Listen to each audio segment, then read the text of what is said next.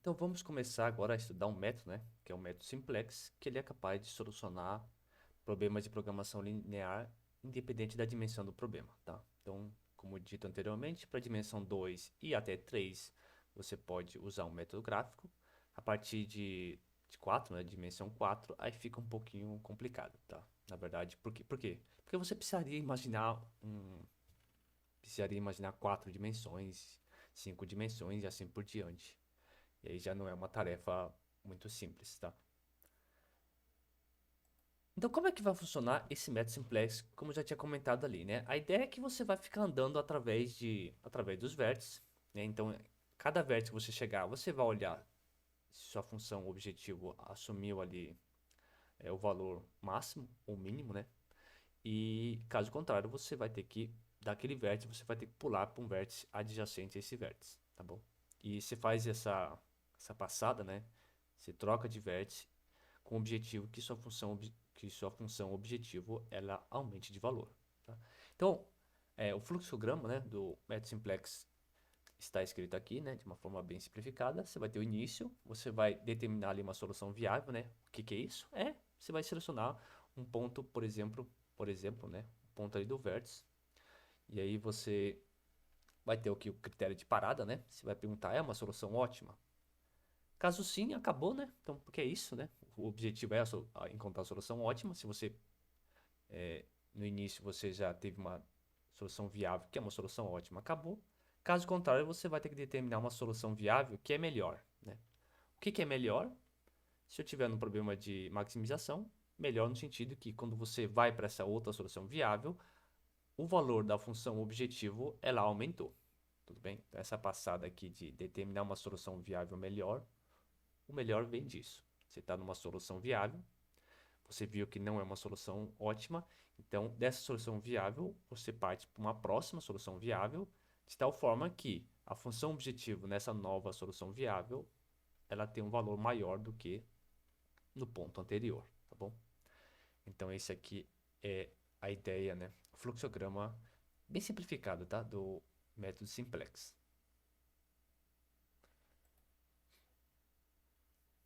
Legal. Para a gente aplicar esse método simplex, de novo, né? A gente precisa padronizar o nosso problema de programação linear, tá? Então, no método, na nossa modelagem, então a gente vai ter as variáveis de decisão, o conjunto de restrições e a função objetivo. O que vamos fazer é mexer naquele conjunto de restrições, tá? As restrições. E como que vamos mexer? Vai ficar mais fácil para a gente trabalhar, ao invés de trabalhar com desigualdades, vamos trabalhar com igualdades, tá bom? E, e tem um procedimento para a gente fazer essa troca, tá? Então a gente começa fazendo uma observação sobre desigualdades. A pergunta é assim, né? Como que a gente torna uma inequação em equação?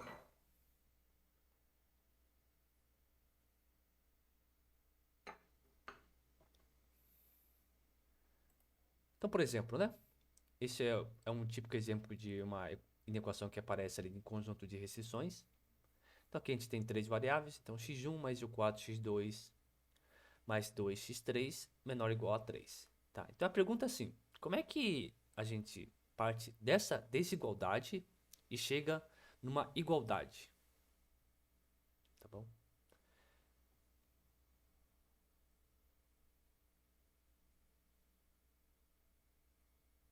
Então o que que essa desigualdade representa, né? Quando você acha, pronto, x1, x2 e x3 que satisfaçam a desigualdade, quer dizer o seguinte, você encontrou um valor numérico para x1, para x2, para x3, de tal forma, quando você faz essa continha aqui, o resultado que está desse lado aqui, ele é menor ou igual a 3. Tudo bem? Ou seja, esse valor aqui, de certa forma, vai ter uma folguinha até chegar ao 3. Tudo bem? Então, com essa última frase que eu falei, pode ficar um pouco claro o que que a gente tem que fazer para tornar essa desigualdade aqui numa igualdade, né? Que é introduzir uma variável, né? Uma nova variável x4. Né? Então, como que eu tinha dito anteriormente, quando você acha x1, x2, x3 Então, que essa continha aqui dá menor ou igual que 3, quer dizer que vai ter uma folga aqui, né? Você poderia, na verdade, somar mais uma variável x4, que é o que a gente quer introduzir, de tal forma que quando você adiciona o x4, isso aqui daria 3, né?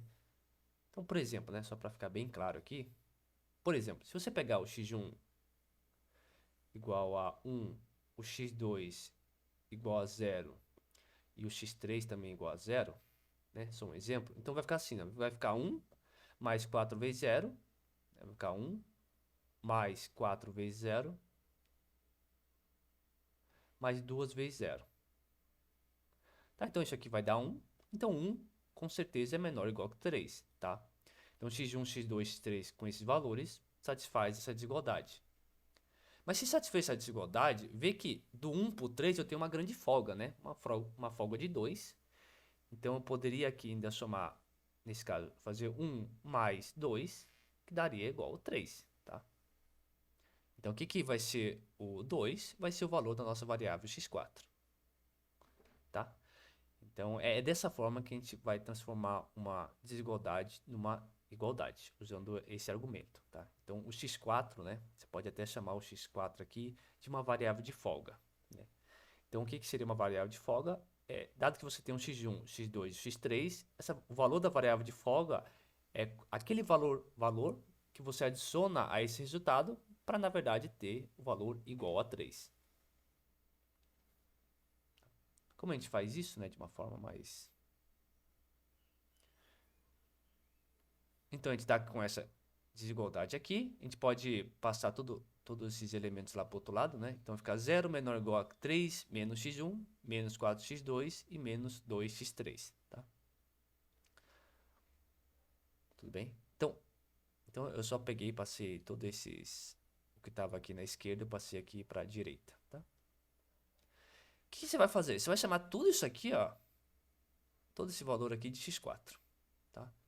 Né? Porque percebam, né? Dado que você tem um x1, o valor de x1, o valor de x2 e o valor de x3, então 3 menos isso daqui é, na verdade, o que falta para x1 menos x1 mais 4x2 mais 2x3 ser igual a 3. Então esse valor a gente vai chamar de x4, tá? Então, vou falar que x4 vai ser igual a 3 menos x1 menos 4x2 menos 2x3. E observe ainda, né, que como isso daqui eu estou transformando isso aqui tudo no x4, nossa desigualdade inicial, eu vou ter que o x4 vai ter que ser maior do que zero, tá? Então, o que a gente fez aqui? Transformamos isso daqui, nossa desigualdade, nessa igualdade aqui, introduzindo a variável x4, e claro, além disso, ainda vou ter mais uma... Acabo criando, né, outra desigualdade, que é o x4 maior ou igual que zero. Mas observe que essa desigualdade aqui é bem mais simples. E a desigualdade que era um pouquinho mais complicada, eu transformei ela numa igualdade. Tá bom? Então é só um artifício mesmo, tá? Então é só um artifício que a gente introduz uma nova variável, obter uma igualdade, né? Então troca a desigualdade por uma igualdade. E vai ter só um outro parâmetro aqui que é dizendo que essa nova variável que a gente encontrou, ela é maior ou igual que zero. Então só uma observação final. Então a gente começou com essa desigualdade, a gente conseguiu trocar essa desigualdade por uma igualdade, né? Mas uma equação mais simples, né? Que é simplesmente eu estou dizendo que a nova variável que a gente incluiu, que é x4, é maior ou igual que zero. Tá? Então, transformar essa desigualdade em uma igualdade é fazer essa operação aqui, introduzindo uma nova variável, que é a variável, nesse caso é x4, junto com uma restrição na variável x4, mas aqui é uma restrição mais simples, né? Nesse caso é x4 maior ou igual que zero. Tá? Então é dessa forma que a gente troca uma inequação por uma equação.